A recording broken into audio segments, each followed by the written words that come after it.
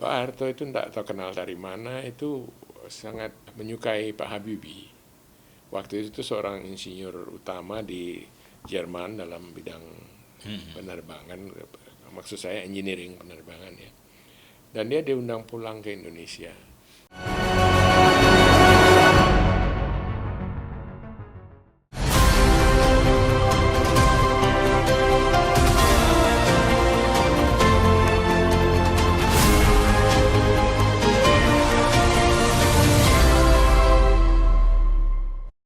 Sobat Leader, kembali kita berjumpa dari Menara Kartika Chandra Jakarta dalam program spesial yang kita sapa adalah leader dan arsitek konstitusi bersama Dr. Jacob Tobing. Apa kabar Pak Yakob? Kembali kita berjumpa nih. Kabar baik, terima kasih. Pak Yakob, saya tahu Bapak ini kan dekat dengan Pak Harto menjelang mungkin tahun 80-an ya, 70-an, 80-an. Apakah Pak Harto membaca tanda zaman lebih cepat dari sebagian jenderal itu sendiri karena ada signal itu?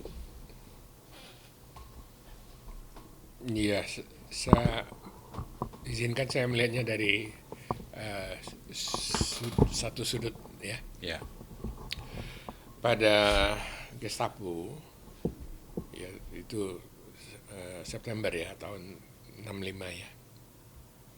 Itu kan puncak daripada perbenturan dari kekuatan-kekuatan yang ada, nasionalis, komunis, agama pada waktu itu.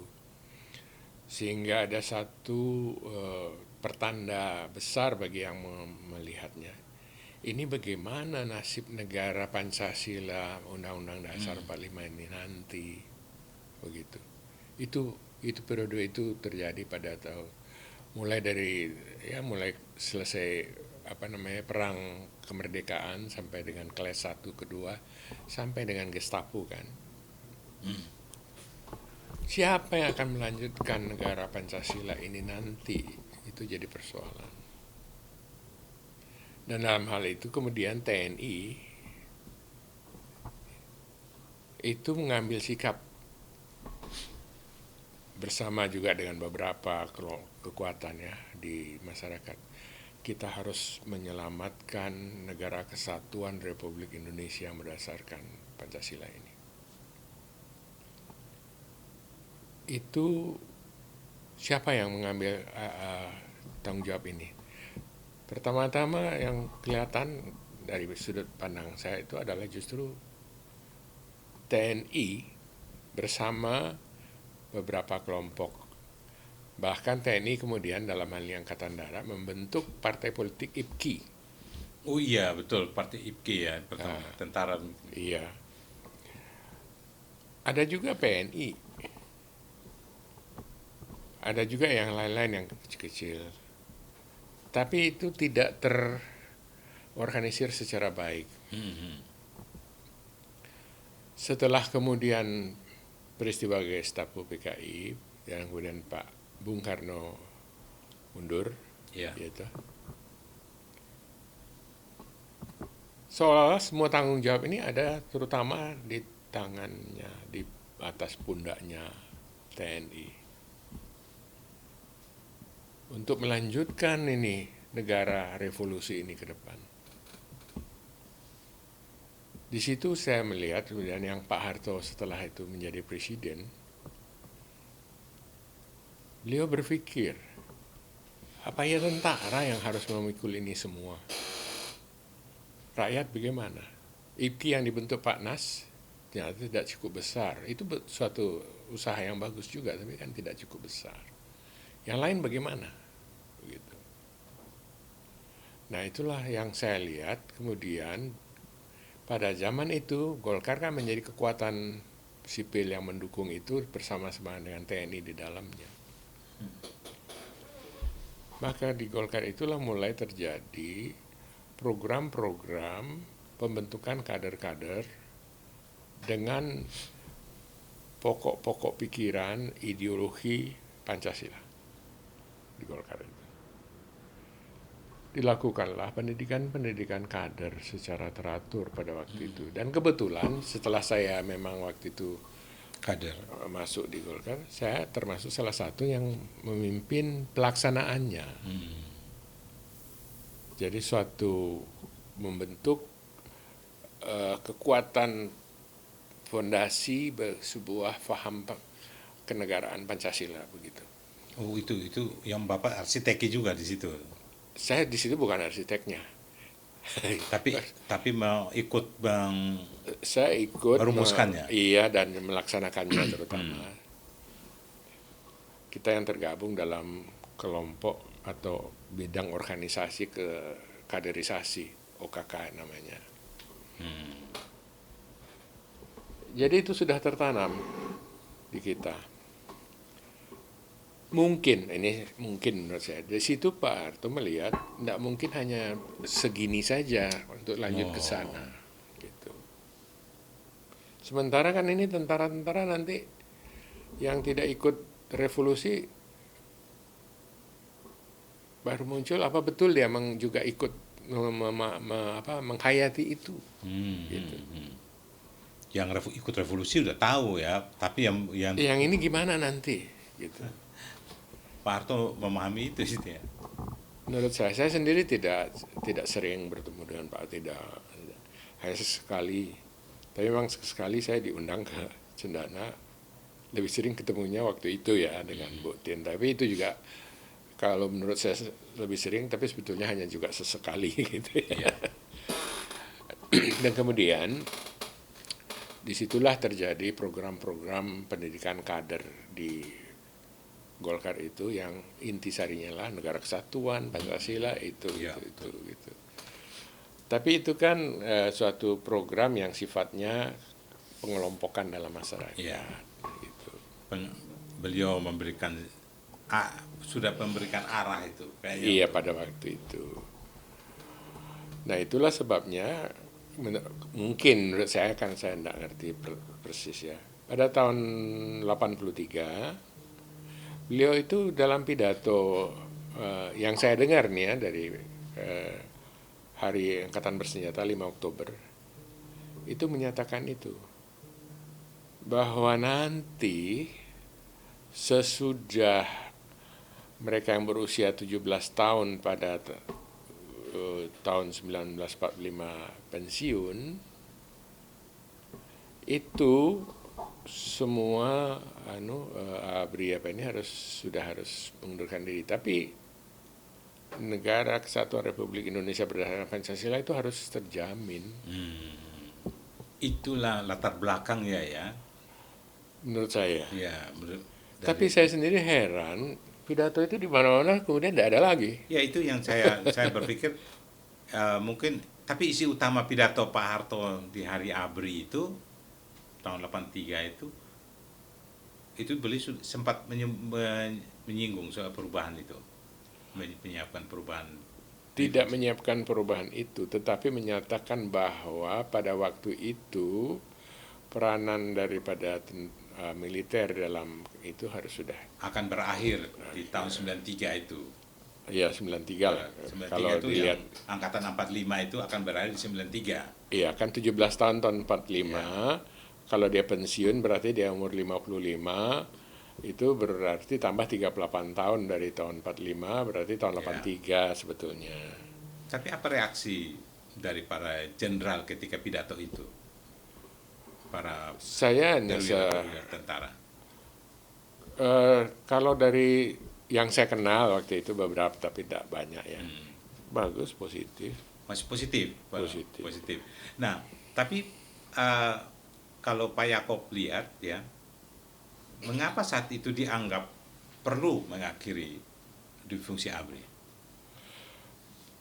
Jadi yang saya lihat adalah kita sudah membangun pakai repelita segala macam itu, jadi suasananya sudah menjadi lebih bagus begitu, bukan suasana perang lagi gitu.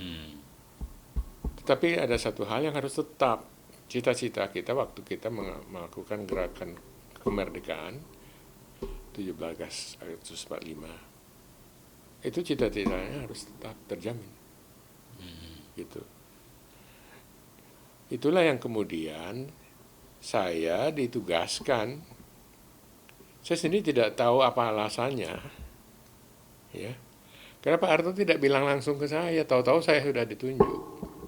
Udah didaftar, udah di Ditunjuk. strukturnya. Dan tidak tahu kenapa juga saya ditemani dua orang perwira sebagai wakil saya. Seorang perwira TNI berpangkat 3 bintang dan seorang perwira Polri berpangkat 3 bintang juga. Tapi terus terang saja, sejak beberapa waktu yang lalu seluruh nama-nama itu hilang dari ingatan saya. Iya, iya. Tapi 3 bintang, Bapak itu 4 bintang berarti itu kan yang mimpi Ya 3 bintang. mungkin. Tetapi kemudian juga saya harus sampaikan, tapi ini pendapat pribadi saya ya. Sepertinya mereka menjauh.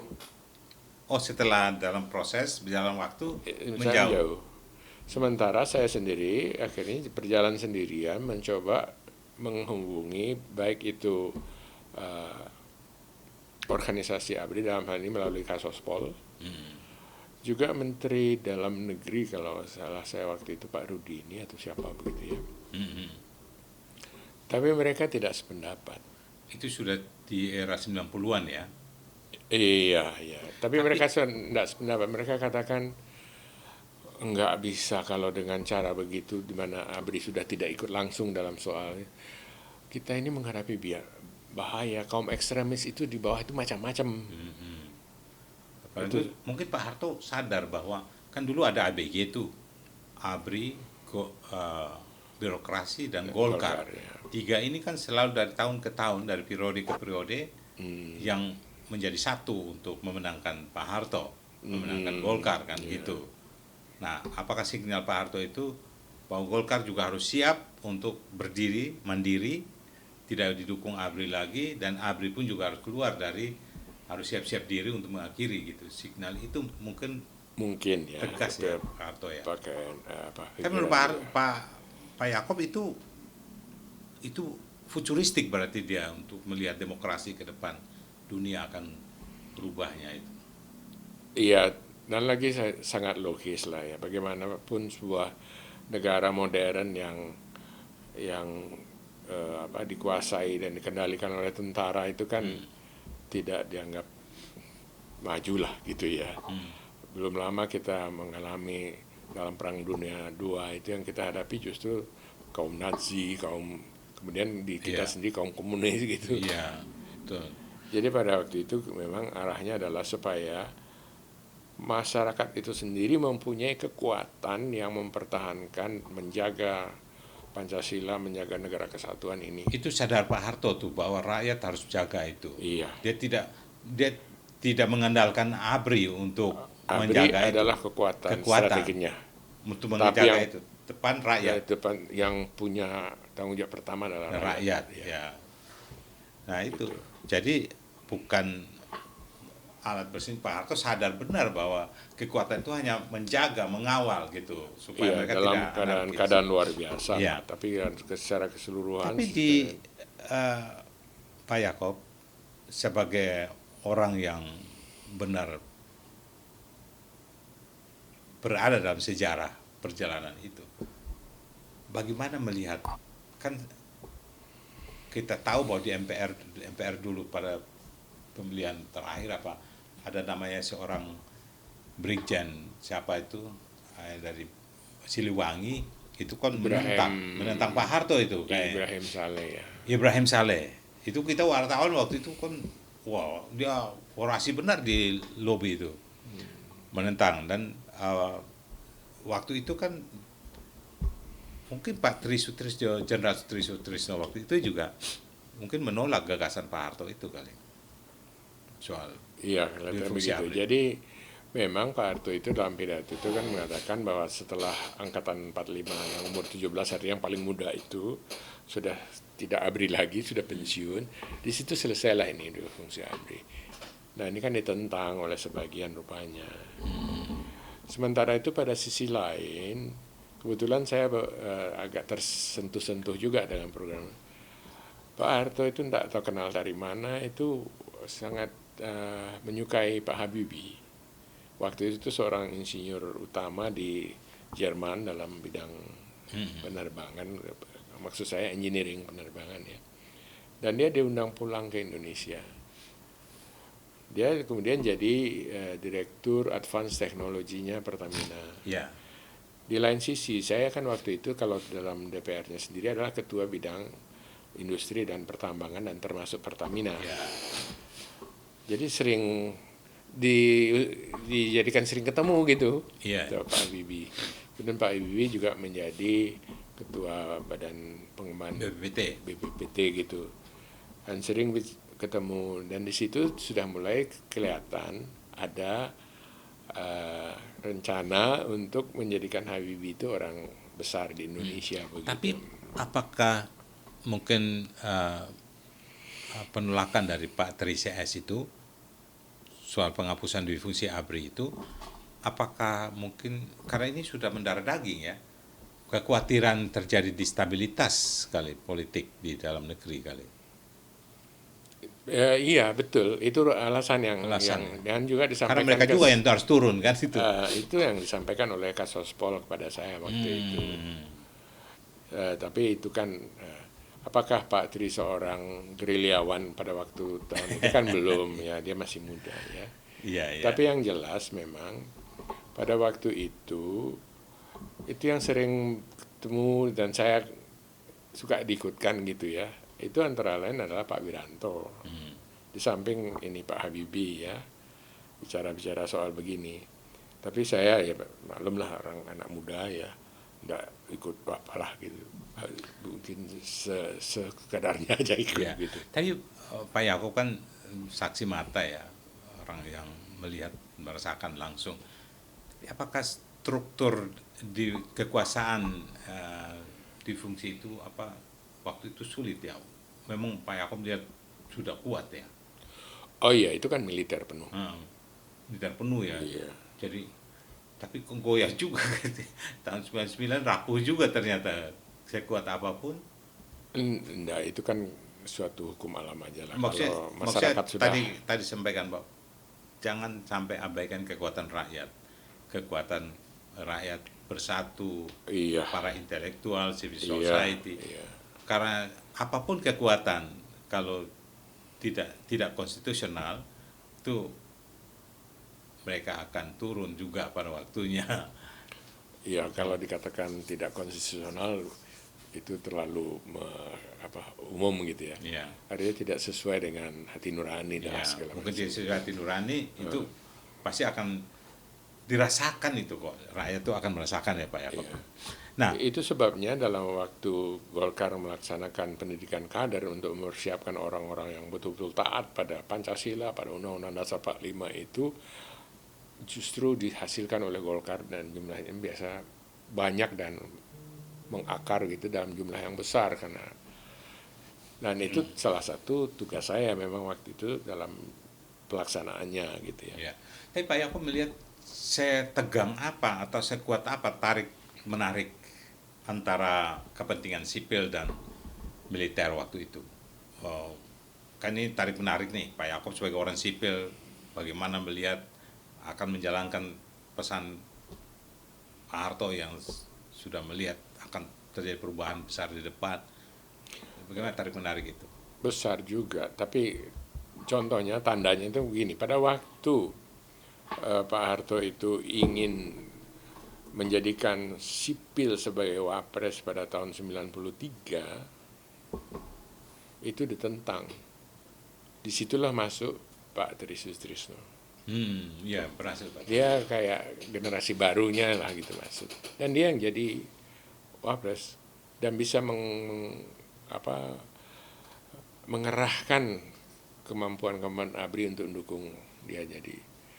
Padahal saya tahu sendiri juga pada waktu itu Pak Wiranto segala macam menentang karena Pak Wiranto ikut dengan programnya Pak Harto. Saya sendiri waktu itu berpikir Pak Wiranto, Pak Tri akan menggantikan Pak Harto sebagai presiden, melanjutkan dui fungsi ABRI ya.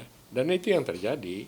Dan itu bukannya Pak Harto setuju begitu, tidak. Dia nggak setuju ya. Tapi daripada mungkin pertimbangan beliau saya tidak tahu ya, tapi daripada terjadi perpecahan yang luar biasa karena ternyata belum cukup kuat ide itu berada di tengah tentara. Jadi memilih Pak Habibie itu merupakan signal kuat bahwa saatnya sipil.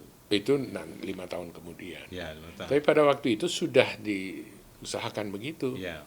Karena Pak Habibie sudah disiapkan dari Jerman ke Indonesia ya, itu. Kemudian dia terpilih jadi wakil presiden. Pak Harto milih dia kan. 5 tahun kemudian. Ya, 5 tahun kemudian. Itu nggak lama itu. 5 tahun kemudian kan kemudian jadi wakil presiden. Baik, Pak Yaakob sebagai arsitek konstitusi ini dan seorang politisi senior yang saya kira pemikirannya perlu kita bumikan untuk generasi selanjutnya, dan juga buku-bukunya beliau, karya-karya beliau itu sangat jelas dan perlu dipelajari. Nah, apakah rencana mengakhiri dui fungsi itu justru menjadi salah satu faktor, Pak? Resistensi internal mempercepat perubahan tahun 99 itu? Kalau itu secara politik sudah terbentuk suasana yang memungkinkan, yaitu dengan naiknya Habibie jadi wapres hanya beberapa bulan dan sudah itu dia jadi presiden full. Ya sudah sipil kan. Kemudian itu dikuatkan, dilanggengkan dalam bentuk undang-undangnya disesuaikan. Undang-undang dasarnya itu harus jelas. Itu arahnya itu arah demokratisasi sudah ke sini. Penegakan supremasi sipil. Iya. Nah, apakah Pak Yaakob lihat bahwa benar dui fungsi ABRI itu benar-benar sudah secara substansi sudah berakhir? Secara iya, bahwa ada perasaan kami adalah pejuang-pejuang penjaga tegak utuhnya NKRI, itu tetap tertanam di dalam ABRI dan itu kan bagus sekali. Tapi bukan hanya ABRI yang punya sikap begitu, juga banyak, termasuk ya kekuatan sosial politik umumnya sudah demikian itu adanya sikapnya. Kan berakhirnya amandemen konstitusi, ABRI tidak ikut lagi ditunjuk, semua harus ikut pemilihan, baik TNI maupun Polri. Nah, apakah itu sudah menjamin supremasi sipil yang Pak Yaakob lihat? Tidak hanya itu ya, jadi memerlukan terus adanya kesadaran itu berjalan terus seperti sampai dengan sekarang ini tuh itu sudah harus berjalan, dan itu yang dari tadi saya sampaikan. Dalam hal ini yang ikut harus memikirkan dan bertanggung jawab dan peka terhadap soal-soal itu tidak hanya mereka yang ada di ranah formal, para cendekiawan, para mahasiswa, para pemikir bangsa ini semua harus turut peka dan merasa ikut bertanggung jawab atas perjalanan bangsa ini. Tanpa itu emangnya dulu Kesatuan Aksi Mahasiswa Indonesia itu akan berhasil kan? Tidak. Ya. Tapi Pak Yaakob lihat nggak, menurut Pak Yaakob, pandangan Pak Yaakob ini indikator supremasi sipil ini di dalam demokrasi modern ini, Pak Yaakob punya pandangan indikator apa yang perlu bahwa itu bisa mendapat justifikasi moral, menjustifikasi ya begini. Itu. Sebab pada dasarnya yang semula itu adalah sipil itulah yang jadi tentara kan. Iya. Gunanya apa? Untuk menjaga keseluruhan kan gitu. Tidak boleh dibalik. Kalau berbicara secara sangat simpel ya begitu itu. Oleh karena itu kita harus jaga supaya situasinya tetap seperti itu. Tetapi begitu terjadi nanti adanya sipil setelah megang kekuasaan, justru dia macam-macam, bisa kejadian lagi. Justru akan jadi sasaran. Jangan sampai sipil yang jadi militeristik ya, lebih parah itu. kalau gaya militer gayanya kayak sekarang saya tuh heran ya. Tapi apakah ini saya salah kali ya? Saya tuh paling tidak setuju uniformitas di semua lembaga pakai pangkat-pangkat sampai di departemen-departemen, bahwa ormas-ormas semua pakai semua. Jadi bahkan partai politik semua. Saya kok agak risih. Menurut Pak Yaakob gimana tuh? Iya. Karena kita gimana mau lihat tentara? Ada eksklusif gitu. Jadi seolah mereka itu cantolan dengan ABRI, TNI, ini cantolan dengan polisi. Jadi nggak ada yang ganggu, nggak boleh. Loh, rakyat di mana? Mereka juga rakyat semua ini. Iya. Ya itulah, pada negara-negara yang sudah lebih maju secara cultural akan kelihatan itu. Tidak itu yang mereka pentingkan, tanda-tanda pangkat segala macam itu. Nggak ada itu. Itu harusnya diluruskan semua ya Pak ya. Jadi kita ini tidak terlalu membatasi. Sekarang hampir-hampir plat nomor kendaraan saja Pak. Plat nomor kendaraan itu Departemen Pertahanan punya sendiri, Lemhana saya lihat Kejaksaan punya, jadi udah eksklusif DPR. Kalau di pihak yang sifatnya militer dan polisi itu biasa. Ya, itu udah Tapi pasti. yang sivil. Ini kan sipil, Departemen kan sipil itu. Iya, ya. Jadi punya nomor sendiri. Saya khawatir itu kalau terjadi ini itu yang kayak begitu-begitu menjadi amuk massa, ya kan? Menjadi apa ya di masyarakat itu yang cemburu dengan eksklusivitas dari elit, padahal semua itu uang dari negara semua dan rakyat. Nah Pak Yaakob, kalau kita lihat apakah konstitusi kita ini sudah cukup jelas membatasi peran militer dan di ruang sipil ini, sudah cukup ya? Sudah cukup. Kan undang-undang ke bawah juga sebenarnya udah. Nah, undang-undang ini yang harus selalu kita segarkan. Sebab situasinya karena perubahan-perubahan itu tadi dia ikut berubah. Sehingga kadang-kadang atau sering terjadi undang-undang yang ada sudah tidak cocok lagi untuk mengelola keadaan masyarakat yang terkini gitu. Jadi itu harus selalu diupdate, Nah, disinilah harus ada ketajaman dari kaum intelektual dan Dewan Perwakilan yang mengelola pembuatan undang-undang. Jadi harus terbuka ya, jangan untuk kepentingan sesuatu kelompok lalu tiba-tiba harus disahkan kayak kemarin undang-undang pilkada kan itu tiba-tiba menjadi ramai. Tapi saya kira semua makin cerdas, makin melihat, mewaspadai. Saya kira itu Pak Yaakob sampaikan itu kita harus terus watchdog supaya masyarakatnya yang harus ikut melihat. Disitulah makanya peranan kaum terpelajar itu. Ya, untuk memberi masukan, kajian-kajian supaya peringatan-peringatan. Mungkin sebelum inisiatif dari DPR itu kaum terpelajar ini sudah harus membuat satu draft untuk dikirim. Kan saya ingat Undang-Undang 34 itu yang jadi itu sebenarnya draft dari luar sebenarnya. Itu kaget juga itu. Bisa dalam bentuk draft seperti itu yang lengkap, tapi bisa juga hanya dalam bentuk cetusan tulisan di koran, podcast macam-macam kayak gitu. Ini.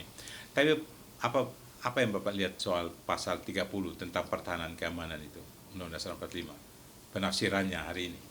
Warga negara berhak dan wajib ikut dalam usaha pertahanan keamanan.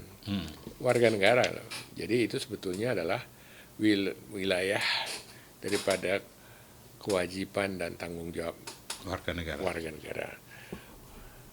Sistem pertahanan keamanan rakyat itu sudah pemilihan sistem kan.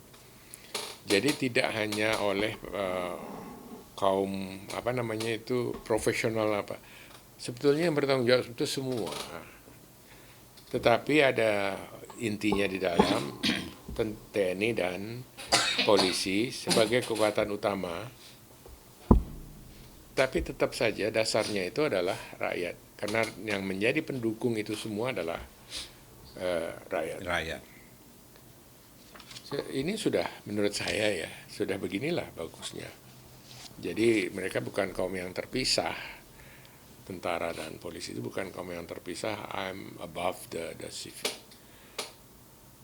ada citizen the civilian. Tidak, kamu bagian daripada itu yang Ya. diorganisir.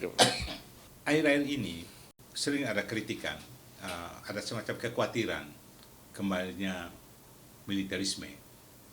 Pak Yako melihat itu dalam perkembangan perjalanan ini, kayak baru-baru ini gaya-gaya misalnya semua dirindamkan atau di Magelang dan semua berseragam para menteri itu setelah dilantik, dan kemudian tapi hasilnya juga pelanggaran jalan terus itu kan, ditangkap juga mereka itu. Saya juga bingung itu ya, kayak kadang-kadang kayak gitu tuh mubazir ya.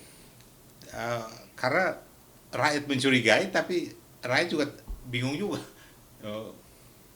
Bukan militerisme, kalau militerisme udah kena semua itu, tapi kan gayanya aja. Ya, itu perlu dikritisi oleh masyarakat. Disitulah sebelum segala sesuatunya terjadi lebih memburuk misalnya ya gitu ya. Memang pada awal-awalnya sudah harus dikritisi. Jangan kaum intelektual kita itu diam saja. Lihatlah itu. Kadang-kadang itu hanya dianggap sebagai kebiasaan. Saya terbiasa begitu gitu. Memang nggak ada maksud jelek, nggak. Tapi nanti jadi kebiasaan gitu. Iya, benar-benar. Jadi tadi Bapak bilang rakyat harus melihat tuh, kaum terpelajar harus terus memberikan dan terus mengkritisi, itu tujuannya menjaga supaya kita menderek track gitu ya. Nah, tapi kritikan kemudian adalah banyak sejumlah atau banyaknya perwira aktif yang masuk ke wilayah sipil, seolah-olah sipil nggak kuat dari tentara. Itu harus dikritisi. Lebih baik mencegah daripada menghadapinya kemudian. Kita cegah kalau bagaimana sikap dari masyarakat, bagaimana sikap dari media massa, itu harus diperingatkan. Memang almarhum Legend Purnawirawan Agus Wijoyo pernah ngomong di sini. Baru-baru mungkin beberapa bulan sebelum beliau pergi. Beliau mengingatkan bahwa perwira-perwira itu dididik dengan uang rakyat. Mereka itu sudah menjadi tingkat profesional yang expert di bidangnya, baik dari strategi dan sebagainya. Tapi ketika mereka diambil untuk masuk ke sipil, rugi semua. Mesti latih lagi kan itu. Tentara mesti latih lagi orang baru lagi, dan yang bersangkutan rugi, negara juga rugi, rakyat juga rugi kan, rakyat dibiayai kan. Ya, praktisnya begitulah prakteknya. Menurut Pak Yaakob gimana itu? Itu perlu Justru itu salah satu hal yang harus kita ingatkan. Jangan dilakukan seperti itu. Kecuali kita sedang dalam keadaan perang misalnya, mendadak terjadi perang gitu, memang terjadi hal-hal yang begitu-begitu misalnya. Tapi dalam keadaan biasanya jangan. Mereka dalam bidangnya lah mereka ditempatkan, diperlakukan. Dan yang menjaga itu tidak bisa kita katakan kamu jaga dong. Kita semua jaga harusnya. Saya itu membayangkan bagaimana membuat tentara itu profesional tanpa masuk ke ruang sipil. Dia profesional di bidang, tanpa dia harus masuk ke wilayah sipil itu. Kan itu kelihatan sekali gagahnya ya. Loh, kalau itu kan salah satu daya tarik yang memang perlulah kalau untuk tugas-tugas seperti itu, yang tugas yang penting dan berbahaya dan sangat berharga sebagai tentara itu ya. Tapi jangan kita terus narik-narik masuk ke dalam bidang yang bukan tugasnya, atau tanpa sengaja membiarkannya. Sinilah peranan daripada masyarakat sipil. Tapi apa langkah konkret untuk membuat supremasi sipil itu lebih tegak gitu? Langkah konkret, ya jangan dibiarkan terjadi yang seperti itu di mana bukan pada tempatnya, misalnya perwira-perwira militer. Mereka ada tempat yang sangat berharga dan sangat terhormat.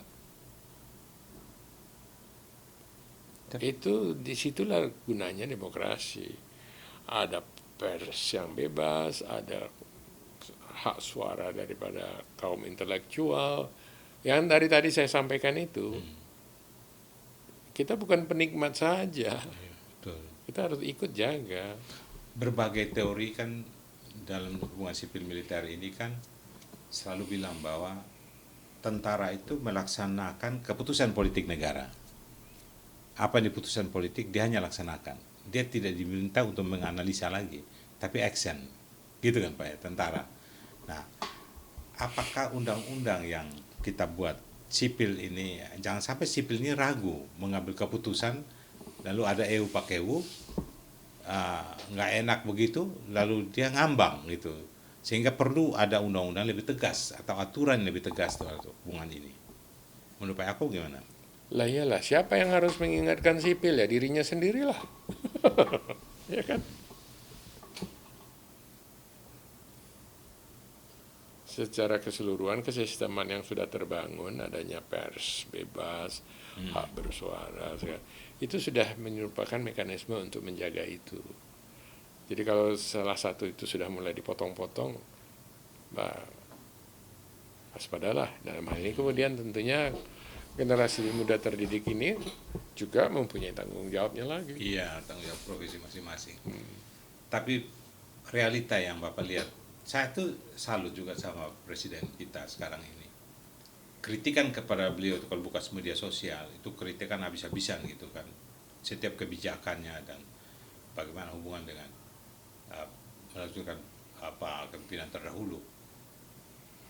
Tapi beliau begitu tenang mengambil keputusan dan PD jalan terus. Saya kira itu juga pemimpin itu mesti punya sikap, tidak boleh goyang gitu ya. Harus banyak melihatnya. Lah iya, jadi kita saling mengingatkan. Masyarakat sipil ini atau masyarakat keseluruhan ini melalui berbagai media, berbagai alur itu ya mengingatkan. Beliau itu kan terdidik berpuluh-puluh tahun hidup dalam suasana disiplin militer. Apa itu salah? Kan tidak. Tinggal dia harus belajar, dan yang memberi pelajaran itu siapa? Ya dirinya sendiri dan kita semua. Mengingatkan, jangan dibiarkan. Jangan malah cari keuntungan dengan itu, dengan menunggangi itu kan. Kan bisa saja terjadi. Wah bagus Pak, wah ya bagus Pak. Kali maksudnya buat dapat sesuatu kan. Iya. Nah, di sini kembalilah kita ini masyarakat terpelajar ini, termasuk para kaum media massa mengingatkan soal itu. Pak Yaakob punya pandangan bagaimana menguatkan kapasitas kepemimpinan sipil ini agar tidak tergantung pada, kan mereka suka tarik-tarik tentara ke dalam ini. Udah sipil tapi selalu kalau kayak tanpa menarik tentara, kan Panglima juga sering ngomong ya kita ditarik-tarik terus ya kan ke wilayah. Ya itu kan tadi saya katakan unsur-unsur masyarakat itu saling ngerti lah. Pers, mass media harus tahu. Kaum intelektual juga harus gitu. Sebab kalau diharapkan dari diri kita sendiri untuk selalu baik, mana bisa. Orang tua kita jaga kita, saudara kita, istri kita, kan gitu. Iya. Di samping kita memang sudah diberi pendidikan dasar untuk baik. Baik Pak Yaakob, saya kira kita sudah di akhir program ini. Saya Terima minta kasih. satu statement closing dari Pak Yaakob soal bagaimana hubungan dari Pak Harto sampai sekarang, bagaimana memimpin masuk ke wilayah konstitusi dan fokusnya bagaimana hubungan sipil militer ini yang Pak Yaakob lihat. Kalau yang saya lihat bahwa pada dasarnya hubungan-hubungan itu masih cukup baik, ya. Cuman ada potensi-potensi mungkin yang tidak disadari yang bisa menjadi masalah, yaitu kembali ke sesuatu untuk digampangkan gitulah. Ya kalau kita pakai sistem perintah aja kan jalan gitu misalnya ya. Tapi saya rasa semua pihak juga menyadari hal itu. Mari kita sama-sama saling mengingatkan. Itu penting sekali untuk kita tetap membuat kesempatan untuk saling mengingatkan. Itulah tadi yang saya katakan, itulah sebetulnya juga tugas kaum intelektual Indonesia, kaum terpelajar, termasuk program-program yang Bapak lakukan. Leader Channel ini. Terima kasih Pak Yaakob. Ya. Terima kasih. Baik Sobat Leader, kalau kita melihat perjalanan panjang ini, dari niat mengakhiri dwi fungsi di era Orde Baru, hingga reformasi 1998, hingga situasi hari ini, kita belajar satu hal, bahwa supremasi sipil bukan hadiah. Ia adalah hasil perjuangan politik dan kesadaran konstitusional. Militer yang kuat diperlukan negara, tetapi negara demokrasi menempatkan militer dalam kerangka konstitusi, bukan di atasnya. Pertanyaannya hari ini bukan lagi apakah kita dwifungsi kembali, tetapi apakah kepemimpinan sipil cukup kuat untuk memimpin tanpa bergantung pada militer. Dan untuk generasi muda, relasi sipil militer bukan soal curiga atau trauma masa lalu. Ini soal keseimbangan kekuasaan agar demokrasi tetap hidup. Dr. Jacob Tobing, terima kasih atas kejujuran dan kejernihan perspektif Bapak. Sama-sama Pak, terima kasih. Dan kepada seluruh pemirsa Leader Channel TV, jika Anda percaya diskusi ini seperti ini penting untuk masa depan Republik, bagikan, komentar, dan share ke semua teman Anda. Saya Fredindolu, inilah Leader Channel TV. Merdeka!